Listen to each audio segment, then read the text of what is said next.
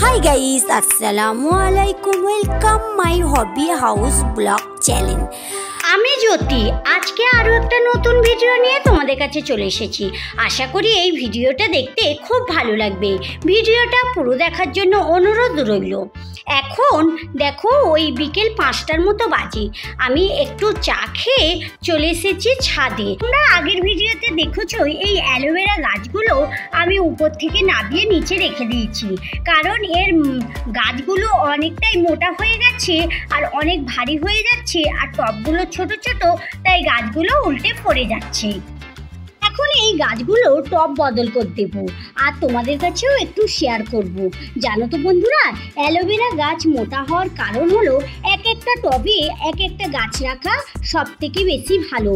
আর যদি এর গোড়ায় কোনো রকম এরকম ছোট ছোট গাছ বেরিয়ে পড়ে, তাহলে সেই গাছগুলো কিন্তু এই বড় গাছ থেকে আলাদা করে দিতে হবে, তবেই এই গাছগুলো মোটা হবে।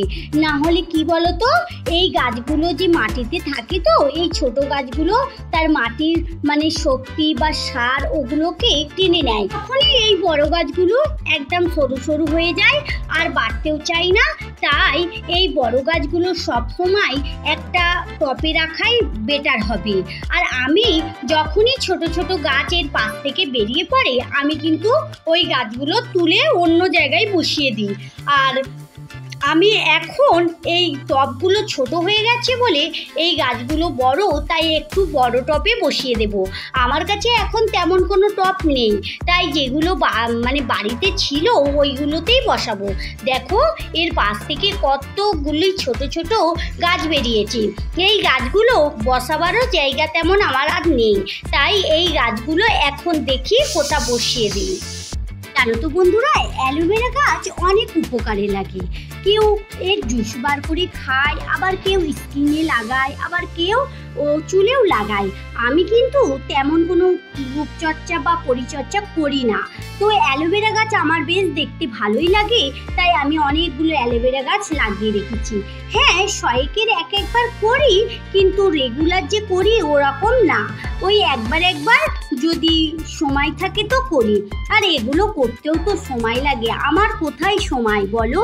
এই সংসার, এই গাছপালা, বাচ্চাদের নিয়েই আমার জীবনটা কেটে যায়, তাই আমি এগুলো করারও সময় পাই না। তো আমার কিন্তু গাছ খুব ভালো লাগে, তাই আমি গাছ বসাই। তোমরা কে কে আছো বলো তো, এরকম গাছ বসাও ছাদে বা ব্যালকনিতে বা কোনো জমিতে? আমি কিন্তু অনেক দিন ধরে গাছ বসাচ্ছি, বেশ 10-12 বছর হয়ে গেল আমার গাছের প্রচুর নেশা। তো আমি তাই সব রকমই গাছ বসাই, আর এবং গাছ থেকে অনেক রকম ফল ফুল সব কিছুই পাই। সবজিও অনেক তুলেছি, রান্না করেছি। আমার এই চ্যানেলের ভিডিওতে কিছু কিছু দেওয়াও আছে, তোমরা পারলে দেখতেও পারো।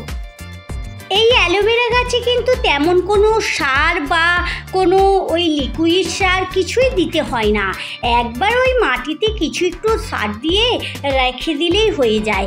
আমি আগের বারে যখন এই ছোট জায়গায় বসিয়েছিলাম, তখন কিন্তু দিয়েছিলাম ওই যে ডিমের খোসা। ডিম যখন রান্না করি, খোসাগুলো এক জায়গায় জড়ো করে রেখে দিই, ওই খোসাগুলোই মাটির সঙ্গে একটু মিশিয়ে গাছগুলো বসিয়েছিলাম। এখন আর আমি গাছে কিছু দিলাম না, কারণ ওই মাটিতে এখনো কিছু সার রয়েছে। আর এই গাছগুলো বড় হওয়ার জন্য তেমন কোনো সারের দরকার হয় না, তাই ওই মাটিগুলো দিয়েই আমি গাছগুলো বসিয়ে দিচ্ছি। তো এতে সারও পাবে, আর এতে কিন্তু পানি দেওয়ার কোনো ব্যাপারই থাকে না। এই গাছের কোনো ঝামেলাই নেই, জানো তো বন্ধুরা। এই গাছগুলো বসিয়ে দিলেই হবে, আর একবার করে লক্ষ্য রাখতে হবে এর মাটি একদম শুকিয়ে একদম ঠনঠনে হয়ে গেছে, তখনই তোমরা বুঝবে যে এর পানির প্রয়োজন। আর এর কিন্তু সব সময় পানি দেওয়ার দরকার থাকে না, কারণ এই গাছগুলোই তো জেলি টাইপের গাছ, এই গাছের মধ্যেই তো একটা পানি পানি ভাব রয়েছে, তাই না? তাই এর পানি বেশি প্রয়োজন নেই, আর এতে অল্প একটু পানি দিয়ে রেখে দিলেই হবে। এখন বর্ষাকাল, এখন তো আমি একবারও পানি দেবই না। এইভাবে সব গাছগুলোকে টবে আমি বসিয়ে নেব। জানো তো বন্ধুরা, আমার ছাদটা একটু ওই পরিষ্কার করতেও লাগছি, কারণ কদিন প্রচণ্ড গরম পড়েছিল, ছাদে উঠতেই পারিনি। আর এখন বৃষ্টির টাইম চলে এসেছে, তাই আমি ছাদটাকে পরিষ্কারও করতে পারি না। দেখো চারিদিকে সব কিছু পড়ে আছে, যখন টাইম পাচ্ছি যেটা করে নিচ্ছি।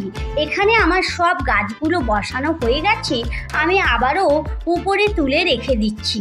দেখো এই তো এখানে দেখো ভালো লাগছে। এই টপে রেখেছি, এখান থেকে আর তো মানে অন্য টপে ট্রান্সফার করার কোনো দরকারই নেই, এতেই এই গাছগুলো খুব ভালোভাবেই হবে। চলো এখানে গাছগুলোও রেখে দিয়েছি, আর একটু সন্ধে হয়েও এসেছি। এবারে নিচে চলে যাব। আমি ওই ভেবেছিলাম গাছগুলো সব পরেই নিচে যাব, যাই হোক এখানে বসানো হয়ে গেছে, এবার নিচে চলে যাই। এখন বন্ধুরা চলে এসেছি নিচে, আর আমি এখন এখানে একটা রেসিপি করব। রেসিপিটা পুরোপুরি করব না, কারণ কালকে আমাদের বাড়ি মেহমান আসবে, তার জন্যই আমি কিছু একটা আজকে রাতে করে রেখে দিচ্ছি। জানো তো বন্ধুরা, অনেক রকম রান্না করি, রেসিপি করি, ভিডিওতে দেখাই, সবাই তো দেখে, সবাইকে খাওয়ানো তো সম্ভব না, আর সবাই তো আমার হাতের নাগালে নেই, অনেক দূরে দূরে রয়েছে, অনেক জায়গায় রয়েছে। তাই যে যখন আমার বাড়িতে আসে তখন আমি চেষ্টা করি তাদেরকে একটু ভালো রকম কিছু খাওয়াবার। তো যাই হোক, এখানে দেখো আমি কিছুটা ময়দা নিয়েছি, ওতে একটু নুন আর বেশ কিছুটা সাদা তেল দিয়ে দিয়েছি, দিয়ে ময়দার সঙ্গে নুন আর সাদা তেল খুব ভালো করে মাখিয়ে নিয়েছি। এতটাই ভালো করে মাখাতে হবে, ময়দাটা যখন শুকনো ময়দা হাতে চেপে রাখবে তখন যেন এরমভাবে লাড্ডু হয়ে যায়। তারপরে একটু একটু পানি দিয়ে আমি ময়দাটা খুব ভালো করে মেখে নিয়েছি। দেখো বন্ধুরা, একদম নরম হওয়ার দরকার নেই, এরকম একটু শক্ত শক্ত থাকবে, আর এটাকে খুব ভালো করে চাপা দিয়ে রেখে দেব। চলো ওদিকে গ্যাসে আমি একটা কড়া বসিয়ে নিয়েছি, আর ওখানে আমি কিছুটা পেঁয়াজ কুচি দিয়ে দিলাম, মানে সর্ষের তেল দিয়ে পেঁয়াজ কুচি দিয়ে দিলাম। তো পেঁয়াজ কুচিটা দেওয়ার পর খুব ভালো করে লাল লাল করে, আর এখানে কিছু একটা পুর বানিয়ে নিলাম। এই পুরটার ডিটেলস তোমাদের দেখানো হলো না, পরে একদিন দেখিয়ে দেব, কারণ আমার হাতে এখন টাইমও নেই, অতটা আমার তোলাও হয়নি, আর তোমাদেরকে দেখিয়ে দিচ্ছি। তো যাই হোক, এখানে পুরটা রেডি হয়ে গেছে, আর এদিকে ময়দাটা যে করে রেখেছিলাম এরকম ছোট ছোট লেচি আকারে কেটে নিয়েছি। এবারে এগুলোকে আমি সিঙ্গারার আকার দেব। আমি আজকে সিঙ্গারা বানাবো। জানো তো বন্ধুরা, পুরটা বানিয়েছি, সবাই তো জানো, অনেকেই সিঙ্গারা করো, পুরটা তো সিঙ্গারার মতনই বানাতে হয়, আর আমি এখানে পুরটা বানিয়েও নিয়েছি। তো যাই হোক, এখানে এক একটা লেচি নিয়ে বেশ অনেক বড় লেচি কাটিনি, আর বেশ অনেক ছোটও কাটিনি, বেশ মাঝারি সাইজের কেটেছি, আর এরমভাবে একটা মানে পরোটার আকারে বেলে নিয়েছি। দেখো এরম গোল করে বেলে নিয়েছি। এবারে এটাকে ভাঁজ করে মাঝখান দিয়ে একটা ছুরি দিয়ে এরমভাবে কেটে নেব, কেটে নিয়ে আর এগুলোকে সিঙ্গারার আকার দেব। তোমরা দেখতেই থাকো আর দেখতে পাবে। আমি মুখে বলে কতটা তোমাদের বোঝাতে পারবো জানি না, আর এই সিঙ্গারার আকারটা দেখলেই বুঝতে পারবে। আরে এতক্ষণ আমার ভিডিওটা দেখছো, সম্পূর্ণ ভিডিওটা দেখতে থাকো, আর ভিডিওটা দেখতে দেখতে কোথাও যদি একটু ভালো লেগে যায় তাহলে ভিডিওর নিচে একটা লাইক দিয়ে ভিডিওটা কন্টিনিউ করতে থাকবে। আর ভিডিওর বিষয়ে তোমাদের যদি কোনো মতামত থাকে তাহলে আমার কমেন্ট বক্সে জানাতে একদম ভুলবে না। আর তোমরা যদি আমার নতুন বন্ধু হয়ে থাকো তাহলে আমাকে বন্ধু করে পাশে থাকতে পারো। যারা এই কাজটা করে রেখেছো তাদেরকে অসংখ্য ধন্যবাদ। দেখো বন্ধুরা, এখানে আমার সিঙ্গারাটা খুব ভালোভাবে আমি করে নিচ্ছি। তোমরা এইভাবেই কিন্তু সিঙ্গারা করবে, তোমরা নিজের চোখে দেখে নাও। আর মুখে তো আমি কতটা বলবো আর তোমরা কতটা বুঝতে পারবে আমি নিজেই জানি না। তো যাই হোক, এখানে সিঙ্গারাগুলো করে কিন্তু আজকে ভাজবো না, আজকে একটা কন্টেনারে আমি বেশ রেখে সংরক্ষণ করে রেখে দেব। জানো তো বন্ধুরা, এরম করে তোমরা 2-4 দিন বা 1 সপ্তাহ রাখতে পারো। তো যাই হোক, আমি তো অতদিন রাখবো না, আমি কালকেই ভেজে নেব। এখানে দেখো সবগুলো সিঙ্গারা আমি এইভাবেই করে নেব। চলো ওদিকে আর কিছুটা বাকি আছে, আমি একই পদ্ধতিতে সবগুলো করে নিই। এখানে আমার সবগুলো সিঙ্গারা করা হয়ে গেছে। এবারে একটা কন্টেনারের মধ্যে আমি সিঙ্গারাগুলো রেখে দেব। প্রথমে একটা টিস্যু পেপার দিয়ে দেব নিচয়, তার উপরে সিঙ্গারাগুলো রাখবো, তার উপরে আবার টিস্যু পেপার দিব, তার উপরে আবার সিঙ্গারা রেখে ঢাকনা মুড়ে দিয়ে ফ্রিজে রেখে দেব। নর্মাল ফ্রিজেই রাখবো।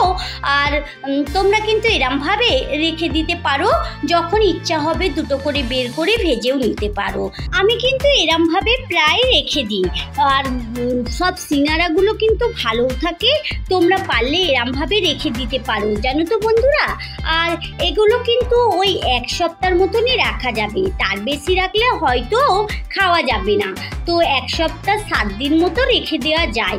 আর যখন তোমাদের ইচ্ছা হবে তোমরা বার করে দুটো করে তেলেতে দিয়ে ভেজে রেখে দেবে। আর যখনই ভাজবে বন্ধুরা, তেলটা কিন্তু অনেকটা গরম করে আর চুলোর হিটটা লো টু মিডিয়ামে রেখে দেবে। এটা কিন্তু আস্তে আস্তেই ভাজতে হবে, একদম অনেক জোরে ভাজলে হবে না, কারণ তেলটা অনেক যখন গরম হয়ে যাবে তখন এই উপরের অংশটা সিঙ্গারার পুড়ে যাবে আর ভিতরে কোনো টেস্টি লাগবে না। আর সিঙ্গারা কিন্তু একটু মচমচে হলেই ভালো লাগে, জানো তো বন্ধুরা। তাই তোমরা যখন ভাজবে তখন কিন্তু লো টু মিডিয়াম আঁচেই ভাজবে। তো যাই হোক, এখানে সবগুলো সিঙ্গারা আমি এখানে রেখে ফ্রিজে রেখে দেব। আজকের মতো ভিডিও এই পর্যন্তই। দেখা হচ্ছে নতুন কোনো ভিডিওর সঙ্গে। ভালো থেকো, সুস্থ থেকো, সাবধানে থেকো। ভালো লাগলে লাইক কমেন্ট শেয়ার করো। যারা এতক্ষণ আমার সঙ্গে থাকলে, আমার ভিডিও যদি কোথাও একটু ভালো লেগে যায় তাহলে আমার চ্যানেলটা সাবস্ক্রাইব করে আমার সঙ্গে থাকতে পারো। যারা এই কাজটা করে রেখেছো তাদেরকে অসংখ্য ধন্যবাদ। Thank you.